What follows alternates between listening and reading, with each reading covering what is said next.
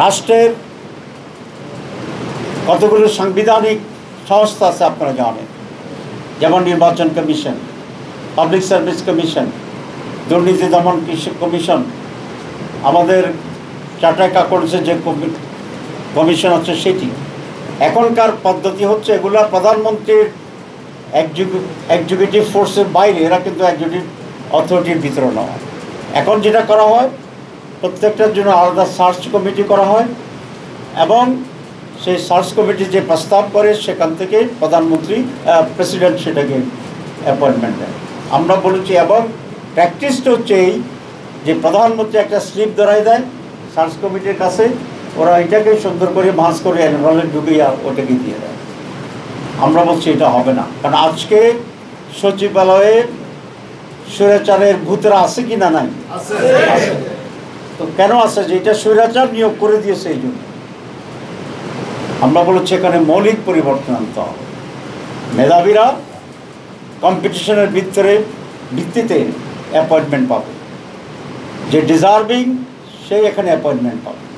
এবং সেই জন্যে আমরা একটা সাংবিধানিক বডি সংস্থার জন্য আমরা প্রস্তাব করেছি, যে এইসব সাংবিধানিক সংস্থাগুলো এবং সংবিধিবদ্ধ কতগুলো সংস্থা আছে, এই সকল কিছু নিয়োগ একটি সাংবিধানিক কমিটির মাধ্যমে হবে।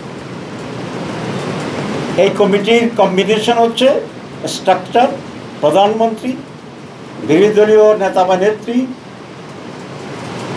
স্পিকার, ডেপুটি স্পিকার, প্রধান উপদেষ্টা, প্রধান বিচারপতির পক্ষ থেকে সুপ্রিম কোর্টের একজন প্রতিনিধি এবং প্রেসিডেন্টের পক্ষ থেকে একজন যোগ্য প্রতিনিধি। এটা পার্মানেন্ট সাংবিধানিক বডি হবে, যে যখন যেভাবে ক্ষমতা যায় এই স্ট্রাকচার হবে। এবং এই বডির 7 জন আছে, 7 জনের ভিতরে কমপক্ষে 5 জন একমত হলেই সেটাকে অ্যাপয়েন্টমেন্ট দেওয়া যায়। তাহলে কি যোগ্যতার ভিত্তিতে হওয়ার সুযোগ আছে না? নির্দলীয় হওয়ার সুযোগ আছে। এখানে বিএনপি একটু আপত্তি করে, দুইটা কারণ। একটা কারণ হচ্ছে তারা ধরে নিয়েছে এবার তারাই ক্ষমতায় যাবে। কি করে নিছে? ধরেই নিছে। আচ্ছা, তো তাহলে ইমিডিয়েটলি তাদের জন্য যা যা সুবিধা সেগুলোকেই তারা নিশ্চিত করতে চায়। আর একটা আমরা ধরে নিয়েছি যে তারা যদি ক্ষমতায় যায় তাহলে আগের মতো তারা অপকর্মগুলো করবে। ঠিক আছে না?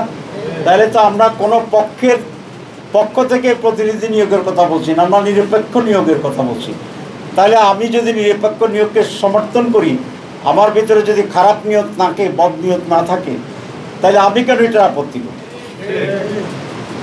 আর আগামী নির্বাচনে কে ক্ষমতায় যাবে এটা কি নির্ধারিত হয়েছে? তাহলে যারা এটা বলতে চান যে আমরাই যাব, তাহলে বোঝা গেল ওরা হাসিনা মার্কার একটা নির্বাচন করার চিন্তা করতেছে। আগামী নির্বাচনে ক্ষমতায় যাবে জনগণ। জনগণ যাকে ভোট দেবে তারাই ক্ষমতায় যাবে। 3-4 দিন আগে একটা জনসভা হয়েছে, সেই জনসভায় জামাত ইসলামীও গিয়েছে, অন্যান্য ইসলামের দল গিয়েছে, কিছু অন্যান্য দল গিয়েছে। এতে করে তাদের ভিতরে দেখলাম যে খুবই রিয়াকশন আছে। রিয়াকশনের তো কোনো কারণ নেই। আমরা মিটিং করতে পারবো না, মিটিংকে শুধু এক দলই করবে। এগুলাই তো সিমটম। এখনো লক্ষণ দেখা যায় যে আবার স্বৈরাচারী আচরণ করার মানসিকতার দল এখনো বাংলাদেশ থেকে নিঃশেষ হয় নাই। এই জন্য জনগণও খুব সিরিয়াস, কারণ এই আন্দোলনের আরেকটি পজিটিভ ফসল হচ্ছে মানুষ আগের চেয়ে সচেতন। মানুষ দেখে যে আমাদের চেয়ে বেশি জানে। এর কারণ হচ্ছে 4 ঘন্টা তো আমরা একটা ঘরের ভিতরে আলোচনা করতেছি, বাইরে তো 4 ঘন্টা দেখতেছে আমাদের। পিপল ইজ মোর কনসার্ন, প্রত্যেকটি বিষয় কমেন্টস দেখবেন। আগামী নির্বাচন সুস্থ হইতে হবে, সঠিক হইতে হবে, নিরপেক্ষ হইতে হবে, লেভেল প্লেইং ফিল্ড পূর্বান্নেই এটাকে নির্ধারণ করতে হবে, নিশ্চিত করতে হবে। আর না হলে বাংলাদেশ এক কঠিন পরিস্থিতির মোকাবেলা করতে হবে। তবে আমি অত্যন্ত দৃঢ়ভাবে এই বিশ্বাস করি, কঠিন পরিস্থিতি মোকাবেলার জন্য এই দেশের মানুষ প্রয়োজনে আরেকবার লড়াই করবে। এক স্বৈরাচার যেমনি গেছে, এই লড়াই আরো স্বৈরাচার যারা চিন্তা করবেন স্বৈরাচার হওয়ার, তারাও বিদায় নিতে বাধ্য হবে। জনতার আকাঙ্ক্ষা প্রতিষ্ঠিত হবে, মানুষের জন্য উপযোগী বাংলাদেশ তৈরি হবে এবং সেই বাংলাদেশে আবার নতুন করে এদেশের মানুষ মুক্ত বাতাসে নিঃশ্বাস নেবে, স্বাধীনভাবে মাথা উঁচু করে দাঁড়াবে, নিজের আত্মপ্রত্যয় নিয়ে আমরা একটি সার্বভৌম বাংলাদেশ গড়ে তুলব, যেখানে একটি কল্যাণ রাষ্ট্রের ধারণায় একটি সমাজ পরিবর্তন হবে। আমি এই কথা বলে শেষ করতে চাই, আমার আর একটা মিটিং দৌড়াইতে হবে। সেটাও দলের প্রতি একটা আহ্বান করব, দলকে ব্যক্তিকে প্রতিষ্ঠার চিন্তা করলে আমরা সকলেই ধ্বংসের দিকে এগিয়ে যাব। আসলে আমরা বাংলাদেশকে ভাবি, আমরা দেশের মানুষের যেটা কল্যাণ সেটাকে অগ্রাধিকার দিই। বাংলাদেশ যদি টিকে যায়, গণতন্ত্র টিকে যায়, স্বৈরাচারী মনোভাব পরিহার করে যদি আমরা একটি মুক্ত বাংলাদেশ করতে পারি, তাহলে সকলের জন্য এখানে কল্যাণ হবে। আমরা সংস্কারবিহীন নির্বাচনকে আমরা গ্রহণ করব না,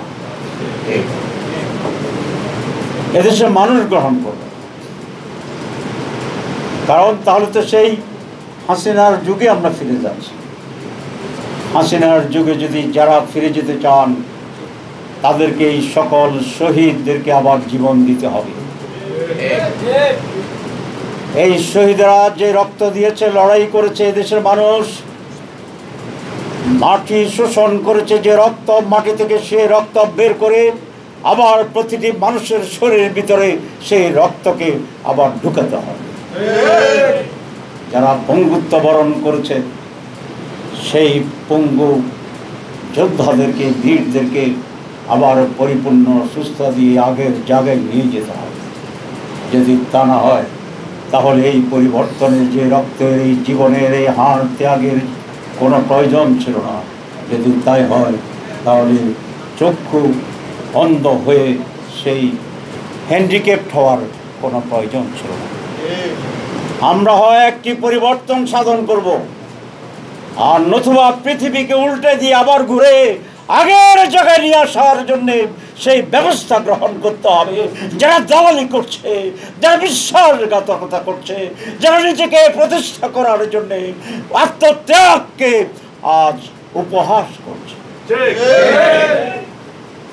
তবে আমি আবার বলছি, আমি বিশ্বাস করি ইনশাআল্লাহ বাংলাদেশে কেউ কোনোদিন আর এই জাতিকে দাবিয়ে রেখে অন্যায়কে প্রতিষ্ঠা করে নিজেরা দীর্ঘদিন টিকে থাকবে, এটা সম্ভব হবে না। তারপর আহ্বান জানাবো, কেন আর রক্তের দেওয়ার প্রয়োজন, আর কেন আমাদের লোকদেরকে জীবন দিতে হবে, সে দায়িত্ব রাজনৈতিক দলগুলোকে দিতে হবে। সুতরাং আজকে 1 জুলাই আমরা এই আবেদন নিবেদন করতে চাই দলগুলোর কাছে, জাতির কাছে, মানুষের কাছে, যে আসুন মৌলিক বিষয়ে আমরা দেশটাকে রক্ষা করার জন্য আমরা ঐক্যবদ্ধ হই। এর ভিতরে কনস্টিটিউশন সংস্কার কমিশন যেগুলো আছে, এই সংস্কার মানতেই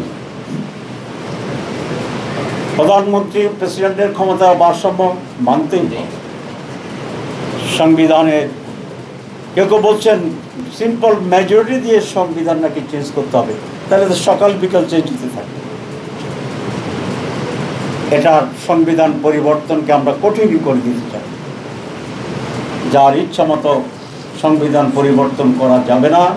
হাসিনা সেটা করেই তো আজকে নিজে সবচেয়ে বেশি বিপদগ্রস্ত হয়েছে। হাসিনার বিপদ বেশি না আমাদের বিপদ বেশি? প্রথম তো মনে করছিল ভালোই আছে, এখন কি বলে যে বাড়াবাড়ি করা আমার ঠিক হয়নি। সুতরাং সংবিধান পরিবর্তনের যে ধারা আমরা দিচ্ছি সেটাকেও আমাদের সংস্কারের ভিতরে এটাকে আমাদের অবশ্যই মানতে হবে। যদি না হয় আমরা আবার সংগ্রাম করব এবং এগুলো মানতে, সরকারকে গ্রহণ করতে আমরা বাধ্য করব ইনশাআল্লাহ। সবাইকে ধন্যবাদ।